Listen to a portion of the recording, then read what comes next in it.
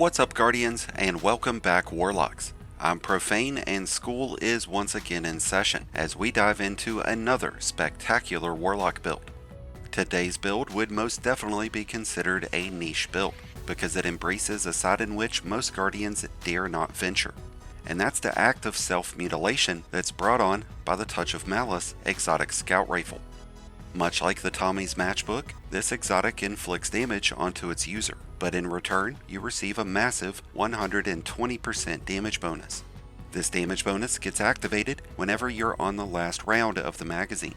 As you continue to shoot the Touch of Malice, it'll continue to load in another round, directly into the magazine. But each time this happens, you'll take 7 points of damage. And that's the drawback, and it's the biggest reason why this exotic is seldomly used. But with the right combination of subclass options and exotic armor, we can completely counteract the effects of the Touch of Malice, allowing us to maintain that 120% damage bonus without putting ourselves at risk of an untimely death. This is made possible with the use of the new Speaker's Sight exotic helmet. Before we talk about what that exotic will do for us, I want to add in that the Touch of Malice does have a secondary firing option. As you land precision hits, you'll build up charges for a blight launcher, and once this counter reaches 10, you'll be able to shoot out that blight after holding in on the reload button, and this blight will be able to reap the benefits of that damage bonus. This does have a bit of a learning curve to it, because if you don't time this out properly, you could end up reloading the Touch of Malice, temporarily removing that damage bonus. So the Speaker's Sight, we've talked about this exotic previously. This converts your standard healing grenade into a healing turret. This will periodically send out seekers, similar to noble rounds, and when they reach you or an ally, they will apply cure and restoration. Since we are using the Touch of Flame aspect, this will provide a 2-stack of cure and a 2-stack of restoration. All these turrets need is to be able to see you, and they'll be able to heal you, and as long as you're within 30 meters, they'll continue to seek you out every 3 seconds. So as long as you have a healing turret at your side, you'll be able to continue to take advantage of the Touch of Malice's damage bonus. As the healing turrets do their job, they'll periodically create orbs, generating 1 orb every 10 seconds, but these orbs are for allies only. But it will help them generate buffs that they will need to stay alive, to deal more damage, and to have their supers back faster. Each healing turret will last for 15 seconds, so it'll be imperative for us to maximize our grenade regeneration. Otherwise, the Touch of Malice will leave us in a pretty fragile state. And this is why we are using the base version of the Solar subclass. We get to use the Touch of Flame aspect, and we get fragments that Prismatic just doesn't offer. To go along with Touch of Flame, we are using the Helion Aspect, which gives us that solar buddy, which lobs out hot solar projectiles that scorch enemies on impact. We could go with Heat Rises to increase our melee regeneration, but since we don't have a grenade that will apply damage, these solar buddies will be a great substitute. We'll be able to create a solar buddy each time we cast our class ability, and we are going with Phoenix Dive, because unlike a Healing Rift, the Phoenix Dive will apply cure. When it comes to our fragments, the most notable and most important one to use is Ember of Benevolence. When you apply Cure, Radiance, or Restoration to a teammate, you'll trigger a 400% bonus to the regeneration rate of your grenade, melee, and class ability energy. So as long as you continue to have teammates nearby, you're looking at an incredible amount of bonus energy, allowing you to perform more Phoenix Dives and create more healing turrets, creating a nice perpetual loop. When it comes to our other fragments, we've got Ember of Mercy, so whenever we revive an ally, we'll trigger Restoration, which is going to trigger Ember of Benevolence. And whenever we pick up a Fire Sprite, we'll gain Restoration. And we'll be able to create Fire Sprites through the use of the Elemental Siphon artifact mod.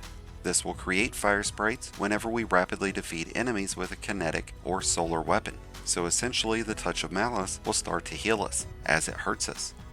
And those Fire Sprites are going to generate bonus grenade energy.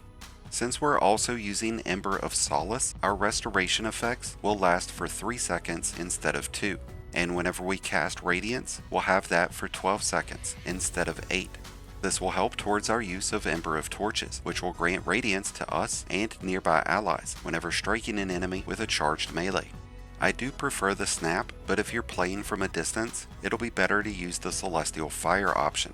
Whenever we have Radiance, the Touch of Malice and all of our other weapons will gain a 20% increase in damage, and that does stack on top of Touch of Malice's damage bonus. This would also give those weapons the ability to pierce barrier shields. Scout Rifles do have the option of stunning unstoppable champions this season, but that's only when using the Unstoppable Artifact mod. So based on what champions you might be facing, you'll need to set this accordingly. Using the Touch of Malice against either champion type will give us the ability to regenerate even more ability energy, since we'll gain 25% extra energy to the least charged ability whenever those champions get stunned, and this is provided by the Counter Energy Artifact mod. We're also making use of the Radiant Orbs Artifact mod, so whenever we collect an orb, we'll trigger Radiance. Even though Ember of Torches will provide this, it'll be nice to have two options to create that damage bonus, and be able to pierce shields. So all of these fragments and artifact mods are feeding into one another, creating some amazing synergy that's going to allow us to have our melee, grenade, and class ability energy back lightning fast. But all of this really hinges on our ability to stay near teammates, and that we are actively healing those teammates through either our healing turrets or our Phoenix Dive. As long as we're able to be effective at that, it doesn't matter how much damage the Touch of Malice inflicts. We'll gain that health back before the Touch of Malice even has a chance to take it away. When you wield the Touch of Malice, it becomes your main source of damage output, and that's honestly okay, because between our charged melee, our Solar Buddy, the Blights, and the damage bonus that the Touch of Malice will have, we don't really need anything else, which means we're free to use just about any special or heavy weapon with this exotic. The Indebted Kindness would be a great option, especially since it can come with Volt Shot, which would give us the ability to stun overload champions. Disruption Break would be another perfect trait for any legendary weapon to have, since it would provide a 5-second bonus of 50% extra damage to the Touch of Malice after breaking an opponent's shield. A sword could also make a great option with this build, to give us another option of stunning overloads. Swords also get the benefit of several artifact mods that increase ammo efficiency and damage, giving us even more great reasons to run a sword. When it comes to our choice in armor, the main character stats that we should focus on is resilience, and this should be a no-brainer. We're actively damaging ourselves, so we need to make sure that we take less damage. Beyond that, recovery would help our health regeneration kick in faster, and it would reduce the cooldown of our class ability. From there, we would want to focus on discipline, so that our grenade cooldown would be at its lowest. When it comes to our choice in armor mods, our goal is to help generate as much bonus grenade energy as possible, and to do that, we'll need Grenade Kickstart, which is going to convert armor charges into grenade energy. To get armor charges, we need orbs, and to make those, we're using Kinetic Siphon mods on our helmet, and Reaper mods on our class item. Every time we throw a grenade with armor charges active, they'll instantly convert into grenade energy, providing us with as much as 33% bonus energy.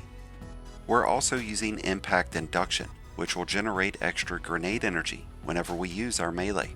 And we're also using Bomber, which will generate bonus grenade energy whenever we use our class ability.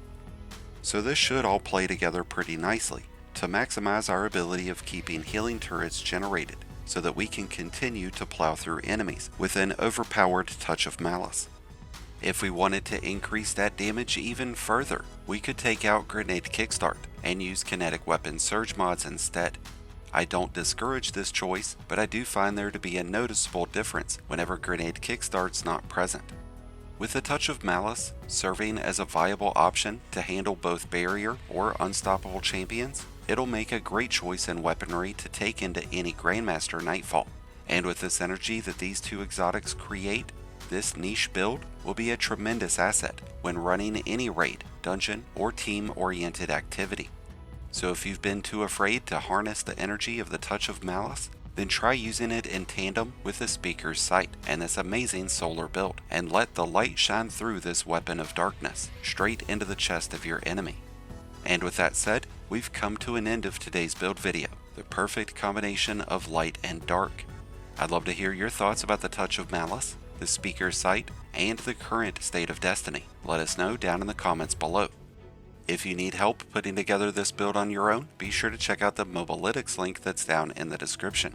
And if you're a new Light Guardian, just starting your journey, or a battle-hardened veteran just looking for a new home, then be sure to check out the Discord link that's also down in the description and join one of the greatest communities in all of Destiny.